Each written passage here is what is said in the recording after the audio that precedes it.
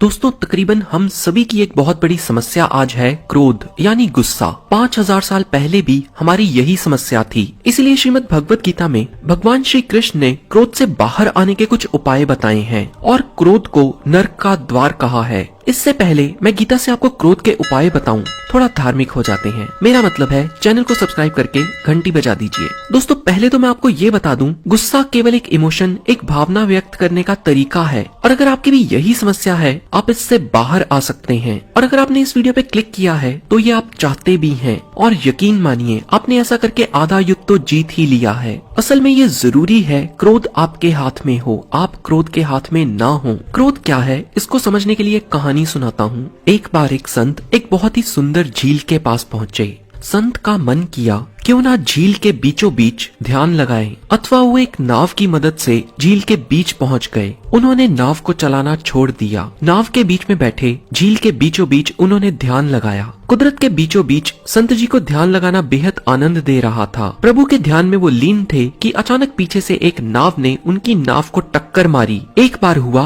दो बार हुआ, पर वो नाव तो बार बार संत जी को परेशान कर रही थी। संत जी को बहुत क्रोध आया और उन्होंने पीछे मुड़ के देखा, आखिर कौन मूर्ख व्यक्ति है जो पिछली नाव में बैठा है और बार बार उनकी नाव से टकरा रहा है। संत जी ने देखा ये तो खाली नाव है जो कि किसी तरह छूट गई है और हवा से अपने आप चल रही है। अब संत जी को ज्ञान हुआ क्रोध तो उनके अंदर ही है, इसको केवल एक चिंगारी की आवश्यकता है। दोस्तों हम सभी को भी ये बात माननी ही पड़ेगी, क्रोध हमारे ही भीतर है और इसके लिए हम ही जिम्मेवार हैं, कोई दूसरा व्यक्ति नहीं। आपको कोई भी क्रोध नहीं दिला सकता अगर आप क्रोध ना करने की ठान लें। चलिए अब आते हैं अगली स्टोरी पर। एक बार एक बहुत ही अमीर दुकानदार था। पूरे गांव में वो बहुत ही बदनाम था। लोग कहते वो धोखे से लोगों को बातों में फंसाकर उनसे पैसे लूटता था। एक मुसाफिर को इसके बारे में पता लगा। मुसाफिर ने सोचा क्यों ना चलकर देखा जाए। मुसाफिर जब उस दुकानदार के पास पहुंचा तो उसने उस दुकानदार से कुछ सामान लिया और सामान लेने के बाद जैसे ही वो जाने लगा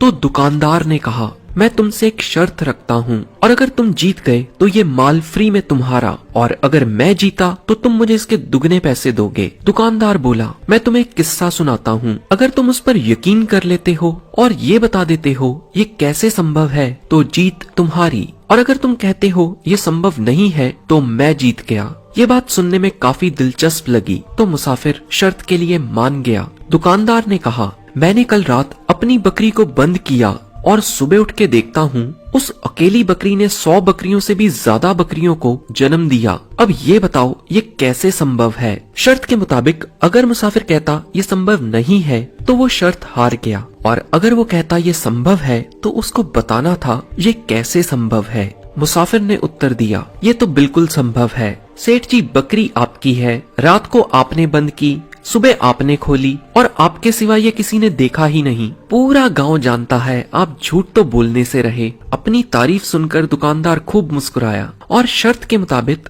अब तो उसने उस मुसाफिर को सामान भी दे दिया और पैसे भी लौटा दिए। पैसे पाने के बाद मुसाफिर ने उल्टा वार करते हुए कहा, सेठ जी अब मैं आपको एक किस्सा सुनाता हूँ, अगर आप उस पर विश्वास कर लेते हैं और बता देते हैं ये कैसे संभव है तो मैं आपको ये पैसे और ये सामान दोनों ही लौटा दूंगा, और अगर आप ये कहते हैं कि ये संभव ही नहीं है तो आपको मुझे इसके दुगने पैसे लौटाने होंगे।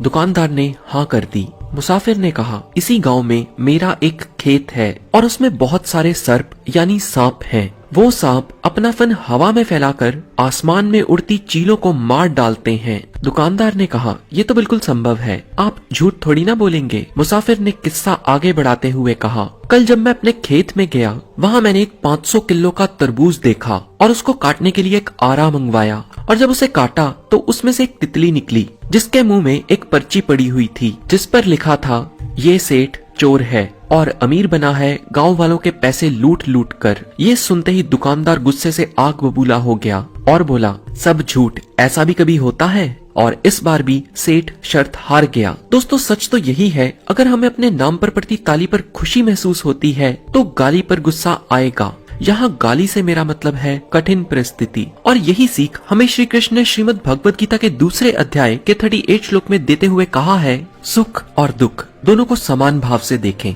असल में क्रोध करने वाला व्यक्ति कई बार दिल का बहुत अच्छा होता है, बस उसका अपने क्रोध जो कि एक इमोशन है उस पर नियंत्रण नहीं होता। किसी ने तारीफ कर दी तो वो फूले नहीं समाता और बुरा कह दिया तो वो चिढ़ जाता है। सिक्के के दो पहलू हैं, समानता बनाए रखने की जरूरत है। तो इसीलिए पहली सीख है सुख और दुख दोनों को समान भाव से महसूस करें। तो अब आते हैं अगली सीख पर। एक बार एक बहुत ही धनवान व्यक्ति था। वो एक बार एक ज्योतिष आचार्य के पास गया और उसने कहा, मेरी सेहत बहुत खराब चल रही है, मेरा हर समय सिर दुखता रहता है, कुछ भी हजम नहीं होता, पेट में दर्द रहता है, नींद आती रहती है और उतावलापन रहता है। कुछ समझ नहीं आता मैं क्या करूं अपनी इस बीमारी का। मेरी पत्नी तो एक नंबर की नालायक है, कामचोर है, मेरे सारे नौकर भी चोर हैं, कोई समय पर काम ही नहीं करते, मेरा भाई मुझे कुछ समझता ही नहीं है, जो दिल में आता है वही करता है, बस मैं सब मूर्ख लोगों के बीच में घिरा हूँ, इसीलिए हर समय मुझे क्रोध आता है, कुछ हल बताइए।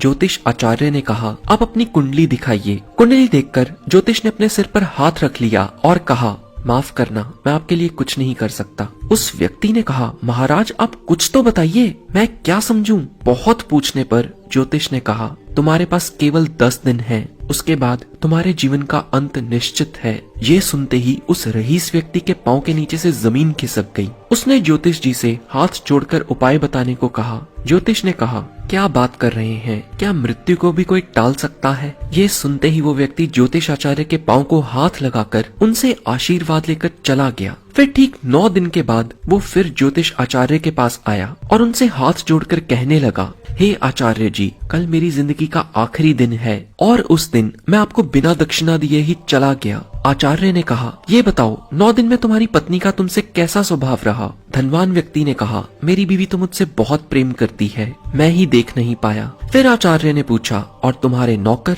उसने जवाब दिया, वो भी ठीक ही हैं। उसने बताया, मेरे भाई भी मुझसे बहुत प्रेम करते हैं। अब आचार्य जी ने कहना शुरू किया, तुम्हारी जितनी भी बीमारियां तुमने बताई थीं, ये सब क्रोध के कारण ही उत्पन्न हुई थीं और मैं नहीं जानता तुम्हारी मृत्यु कब होगी। मैं तो बस तुम्हें यही याद दिलाना चाहता था, मृत्यु निश्चित है। और जब तुम्हें इसका पता लगा कि तुम्हारे पास केवल 10 दिन हैं, तो तुमने उन्हें क्रोध करने में या झगड़ा करने में नहीं बर्बाद किए। और याद रखना, जीवन में मौत कभी भी आ सकती है, कोई भी दिन हमारे जीवन का आखिरी दिन हो सकता है। और दोस्तों, अगर हम भी इस चीज को याद रखें तो क्रोध कभी नहीं करेंगे। श्रीमद् भगवद गीता के दूसरे अध्याय के 27 श्लोक में भगवान श्री कृष्ण बताते हैं, जिसका जन्म हुआ है उसकी मृत्यु निश्चित है। हाँ, बस एक ये छोटी सी बात हम भूल जाते हैं। दोस्तों, हम सभी क्रोध करने के नुकसान जानते हैं और अगर किसी भी व्यक्ति की क्रोध करने की आदत है तो उसको पास्ट यानी अतीत में क्रोध करने के कारण कुछ नुकसान भी हुआ होगा। आप एक लिस्ट बनाएं जिसमें वो सब नुकसान लिखिए जो आपको क्रोध करने पर हुए थे और इनको हर रोज पढ़िए। नुकसान में छोटी सी बात भी हो सकती है, जैसे मैंने क्रोध करके अपने मित्र का दिल दुखाया। हर रोज इसको पढ़िए, पढ़ते रहिए। ऐसा करना ही आपको मदद करेगा ज्ञान को आपके मन तक पहुंचाने में। श्रीमद् भगवद गीता के 5th अध्याय के 15 श्लोक में भगवान श्री कृष्ण बताते हैं, ज्ञान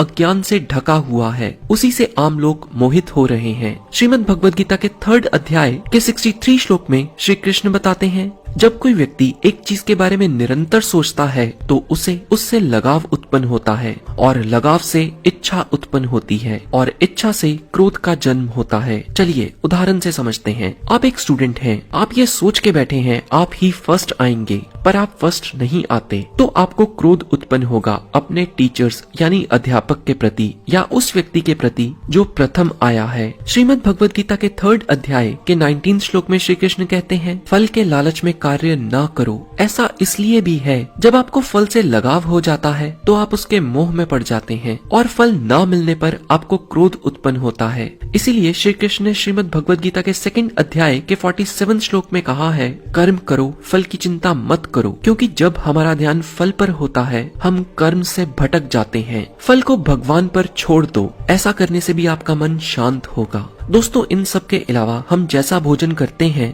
उसका प्रभाव भी हम पर पड़ता है। कैसा अन्न खाना चाहिए इस पर मैंने पहले से एक वीडियो बनाया है, जिसका लिंक आपको एंड स्क्रीन और डिस्क्रिप्शन दोनों में मिल जाएगा। तो वीडियो पसंद आई हो तो लाइक जरूर करें और हर उस व्यक्ति के साथ शेयर करें जो दिल का तो अच्छा है पर क्रोध थोड़ा अधिक करता है। ऐसी और भी नॉलेजेबल वीडियोस के लिए इस चैनल को सब्सक्राइब करके बेल आइकन पर क्लिक करना मत भूलें। मैं आपको फिर मिलूंगा ऐसी किसी वीडियो में। जय श्री कृष्णा।